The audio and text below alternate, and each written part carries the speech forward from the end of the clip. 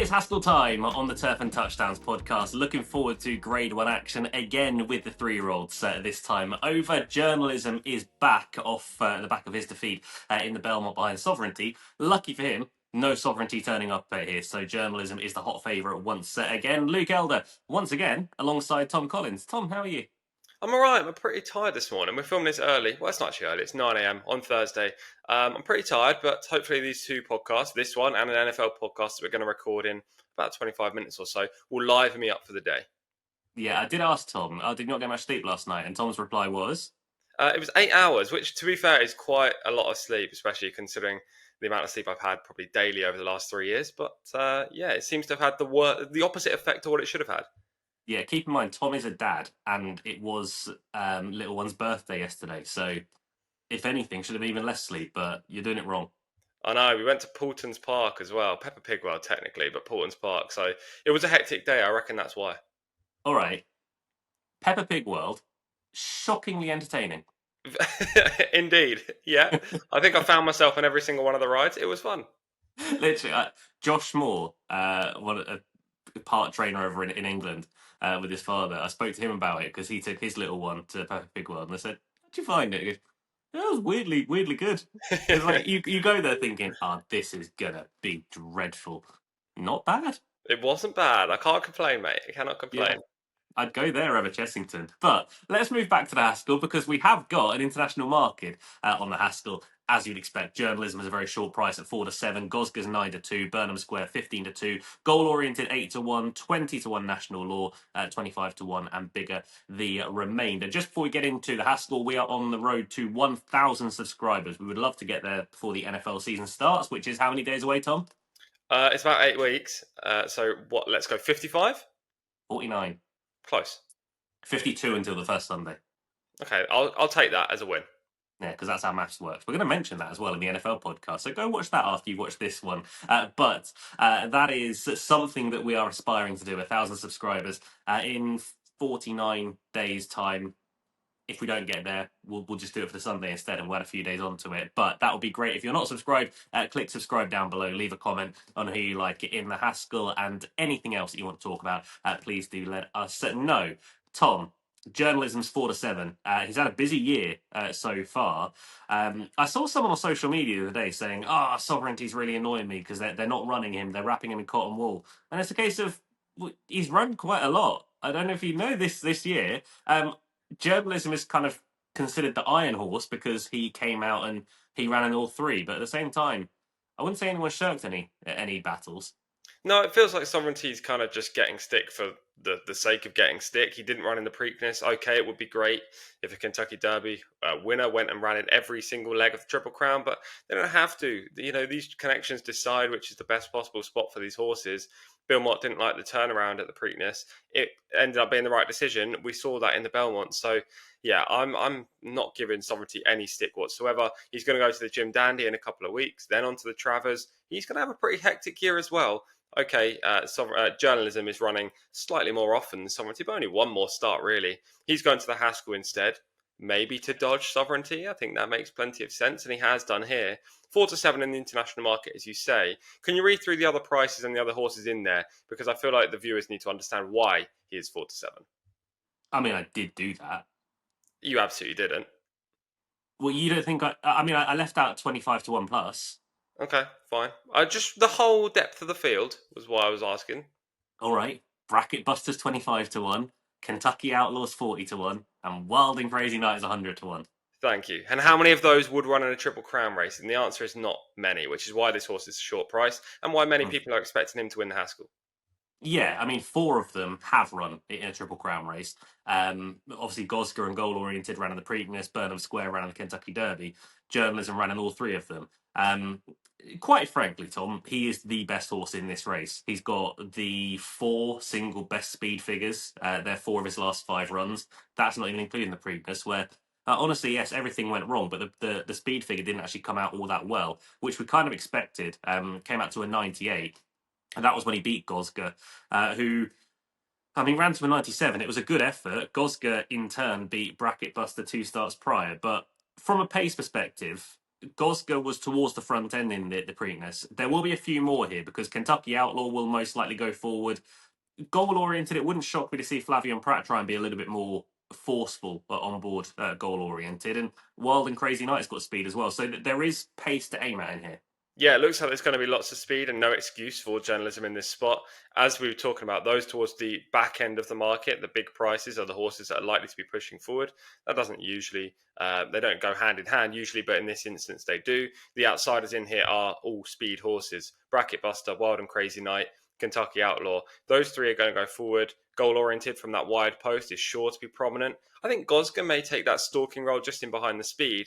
But when there's so much pace in the race, it usually suits the best horse in the contest, unless that horse is a front runner, which is not in this instance. And I just think journalism is going to get a lovely toe through the race, so there will be no excuses for him on Saturday. No, not at all. And Berto Rispoli hopefully won't get into the same trouble as he did in the Preakness, albeit Flavion Pratt is back with goal oriented, who were a big factor towards that. But there is a potential that someone might try and steal it from the front. I doubt that will be the case. But Gosger, I'd say, is the most talented of the front runners. I didn't bet him in the Preakness, but I had him in my first three, albeit he was very much back in third. I thought he ran fantastically, but at the same time, he's going to need a lot more to finish second, even in this race again. Yeah, absolutely. I suppose it's plausible. He's only had the 4 starts, and that run in the Preakness was a career best, quite clearly, on figures, and actually visually as well. I do wonder if he was flattered a little bit by how close he finished to journalism, and therefore how far ahead of the third he was. There was a lot of interference on that home turn. He was out away, nowhere near the trouble, and he got a clean trip. He got a perfect trip. I think that is fine to say, and therefore maybe he's not as good as that looks. That being said, with just the 4 starts, he could easily take another step forward. And actually, he wasn't beaten that far by journalism anyway. The likelihood is, even with clear trips for every horse in that race, he still would have beaten the likes of Goal Oriented. So you've got to consider him potentially the second most likely winner of this race. My concern is that he's not going to be able to get on the front. The likelihood is he probably won't get that dream trip yet again. The positive is that Louis Sires continues to have the mount, which I suppose is a plus, but he is an aggressive rider. So I don't know. I think he's going to probably try and engage early, try and get that early spot. And if he doesn't and has to sit in that stalking role, then it becomes plan B. He could run second in this race. I prefer a couple of others from a forecast and each way perspective, but he's a fascinating contender. Yeah, I think the price is a big thing with Gosger because now you suddenly have to start taking him seriously as a very good horse. In the Preakness, he was 25 to 1 plus. So you could have had a pound each way or a dollar across the board, whatever, on him, and you were feeling like you were getting value. You got 9 to 2 here for a horse that, I mean, honestly, do you really think he's going to go and beat journalism? I don't think many people will be thinking along those lines. And at the price, I think he's just a horse to avoid in this race. I don't think there's any real way to bet him. Different for Burnham Square. He's 15 to 2 at the moment. Now, when we talk about Burnham Square, we've spoke about the race and journalism so far in horses that can't beat Sovereignty. Burnham Square can. He's beaten Sovereignty, albeit look, there were sort of excuses sort of on that occasion for a few of them. That the effort when beating River Thames in the Fountain of Youth, I thought was very good as well. Look, Burnham Square is a very useful horse. I still don't think we know how good he is, though.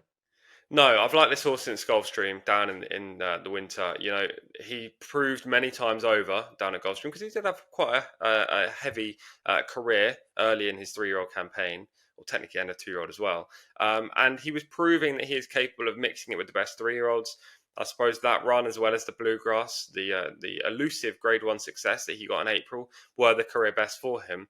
His subsequent efforts, he's had excuses, and we don't know necessarily how close he would have gone without them. E.g., in the Kentucky Derby, he was well positioned on the rail, kind of a third of the way down the field in the early part of the race. He went to make a move going into the final turn, and just as Brian Hernandez Jr. asked for a little bit of effort, horses came straight back in his face. He was checked, he lost a lot of momentum, plenty of places, and had to go again. And he did, but he was obviously not going to win that race after that happened. I think he finished sixth in the end, not beating too far and eye-catchingly staying on at the finish. Then last time, I just feel like yet again he had quite an obvious excuse. It was the Matt win. It was a 4-runner race. There was no speed in the contest. East Avenue led the field, but he didn't have to go hard to do so. Final Gambit had no pace and was out the back, never had a chance. And Cole Battle probably isn't that good of a horse, but he was sat in the perfect spot. Burnham Square was actually ridden to win that race, unlike Final Gambit.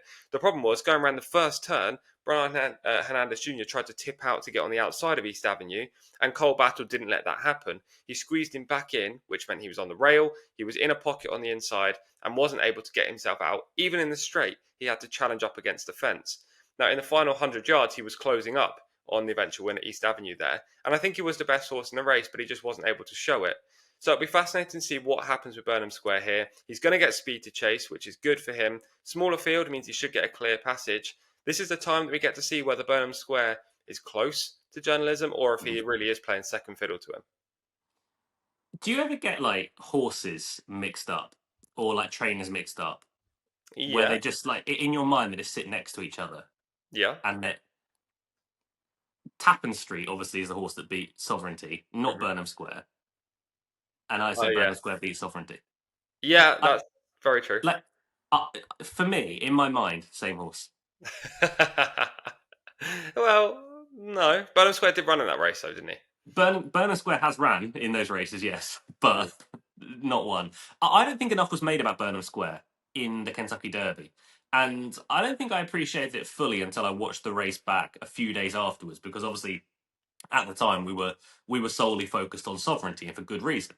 But Burnham Square had loads go wrong for him in the Derby. Admittedly, it was late rather than early. Early on, it was fine. He managed to get into a nice position. He was on the rail. And then coming to the end of the back straight, a horse just stopped in front of him. And he was taken back from, it's not an exaggeration, it's like from 6th back to 14th. Suddenly, he's a horse that has got the jump on horses like Journalism, Sovereignty, and Baeza to now you're back behind Journalism, Sovereignty, and Baeza. You're not going to be competitive from that position onwards. But testament to him, he ran on again. I mean, he turned for home in about 12th place. He managed to make it into 6th, and he was plugging on at the line. But to have that sort of run, you simply can't win most races, honestly. Never mind a Kentucky Derby. I thought that was a huge effort. Like Tom says last time round in the Matt win, I do think there were excuses.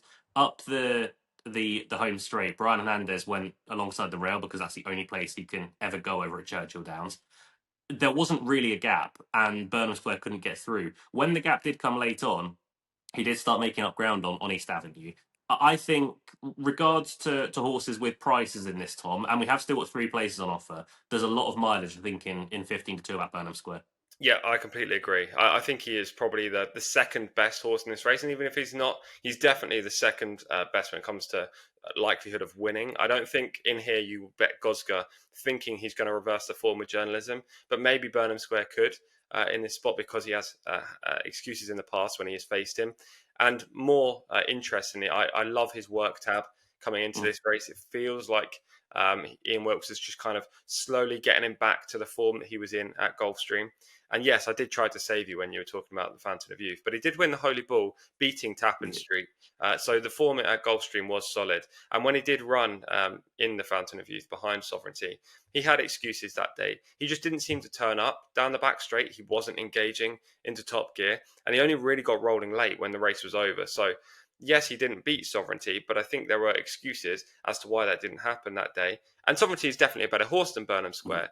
But at that point of their development, I think they were relatively similar. And Burnham Square was actually sent off at 9-5 to beat Sovereignty. So the fact he's 15-2 in here, I believe, makes him a fantastic each way play. One for your forecast, one for your tricast for sure. Yeah, without doubt. We'll get more on that in a little while. Just before we move on to goal oriented, would Burnham Square, if you were doing the market, would Burnham Square be number 2 in there? Yeah, he would. I would put him in at 4-1, genuinely. And I didn't see the morning line when we first looked at, well, when I first looked at this race to study for the podcast.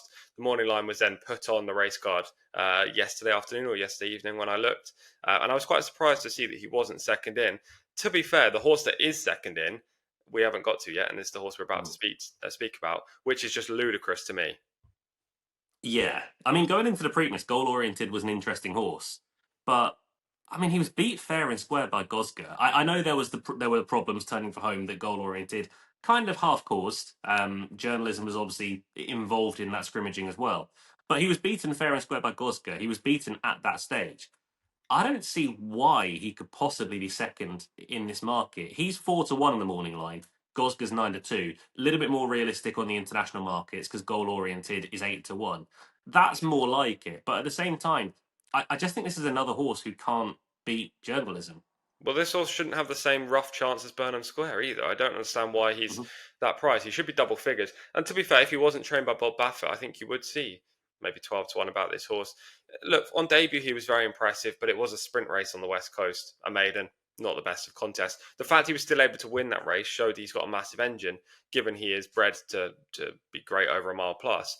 Then he came out in the Kentucky Derby undercard, or maybe it was the Oaks undercard, one of those 2 days, and he was very impressive. I bet him that day a UK price with a fixed odds around 3-1. He went off a lot shorter and he ended up winning well, but he did have to battle. It wasn't like he just romped home in allowance company and warranted that step up to Grade One straight away.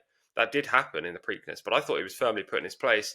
And although Fleming Pratt said after the race in the Preakness that the horse wasn't done at the time of the interference, to me it looked like he kind of was. Mm. He may have been plugging on at the one speed and been a little bit closer, but he was not going to beat journalism in that race, and he definitely wouldn't have beat Gosger either. So the fact that this horse on the morning line is a shorter price than Gosger is just crazy. Yeah, he definitely was done. I think that's jockey talk. In regards to maybe an inquiry, something like that was thought of at the time. But I don't know. I'm not with goal oriented at all. Honestly, I think we've both kind of alluded to. There's only really two horses we do like in this contest, but we'll get to that in a moment. Let's play a game. Of the other four, you pick one, I pick one. We'll have a I, bad horse match bet. Okay, well, match bet. Let's talk about Bracket Buster quickly, just purely Yeah, because I feel like we can't have him in a match bet. He is better than the other three. He is a yeah. stakes winner. He merits respect in here. He's probably not good enough to win, but I like the fact that he's been put in the race.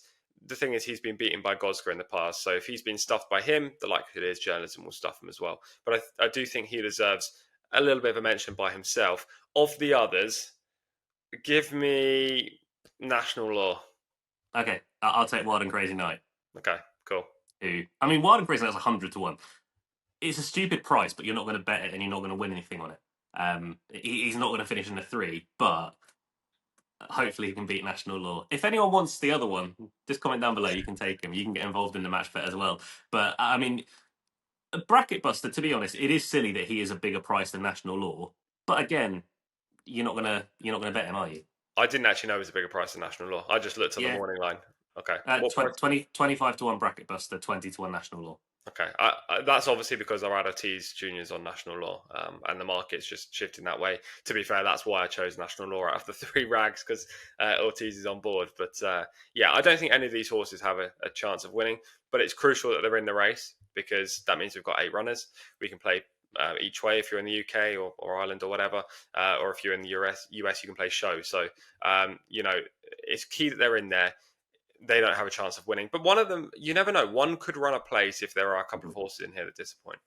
Yeah, it wouldn't be the worst bet I feel in the world if this is probably in England. I don't know if you get the markets in America, but you can take a horse out of the market, so you can bet in the race without journalism. Obviously, the prices shorten a fair bit, but if you could take journalism of Burnham Square out of the race, which might happen on the day, Bracket Buster will be a price still. He'd be about 6-1 ish.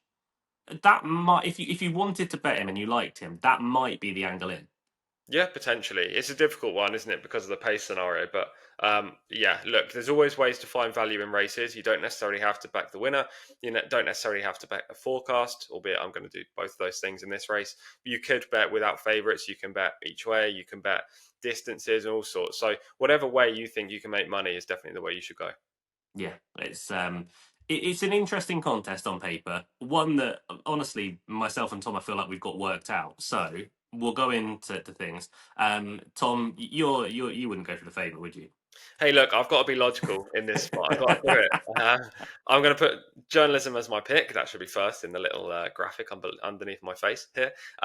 He's definitely the horse to win this contest. He's 4-7. I actually think that's a very fair price. Genuinely, he could easily be a 1-3 shot in this race, and I wouldn't really go, oh, that's very short. He has beaten Gosger. He's beaten Goal Oriented. He's beaten Burnham Square. The other horses aren't good enough. why does he warrant just 4-7? Should be shorter. If you do like short prices, maybe put this horse in a double, an accumulator. If you're in the US, play your pick 4, pick 5, pick 6, and just single him. I think he's the most likely winner of this race, and quite comprehensively as well. All he needs to do is rock up in the same form that we saw in the Preakness, in the Belmont, in the Kentucky Derby, any of his races in Santa Anita this term, and he'll win. He's got a good draw. Pace scenario is absolutely fine. There just really isn't much of a negative against him, and I think the price is actually fair. However, if you're looking for a bit more value, we'll play the forecast as well. We'll take journalism on top of Burnham Square. 2 closers in a race that's going to set up for them, given the pace up top. The 2 best horses in the race, and the 2 horses that throughout this whole 3-year-old campaign have been kind of a step above the rest. Mm-hmm. Yeah, in this field, I want to clarify that, because obviously Sovereignty is the best. No, just in general, Tom says. I'll go a little bit more left field, but same lines. I think Burnham Square at 15-2 is an outrageous each way price. Who do you think is the best bet? Journalism at 4-7 or Burnham Square each way at 15-2? As an actual bet. That's a difficult one. I would say they're about the same, because I think the percentage margin between the current price and the actual price is about the same on both of them. So I think they're both very good plays. For me, I'd rather bet a winner at all points, in whatever race it is. So I'd probably say journalism narrowly, but Burnham Square at 15-2, he's going to go off shorter than that. I think that's a very good bet too. Yeah, the one thing that, if you're with me with Burnham Square each way, that you're praying about is that we just get the 3 places. If we get a non-runner, honestly, I'd still bet Burnham Square because I think he's clearly the second best in the race. But this is the reason why I didn't also put Burnham Square each way, just in case people are now watching this on Saturday and we've had one of these horses taken out and there's only 2 places. Look, I fully think that Burnham Square each way is a great play, because the chances are he's going to finish in the top 3, right? And therefore you make profit. He also has win claims, albeit relatively small. But if that horse does come out between now at the time of recording and the race time, it's going to become a more precarious play, isn't it?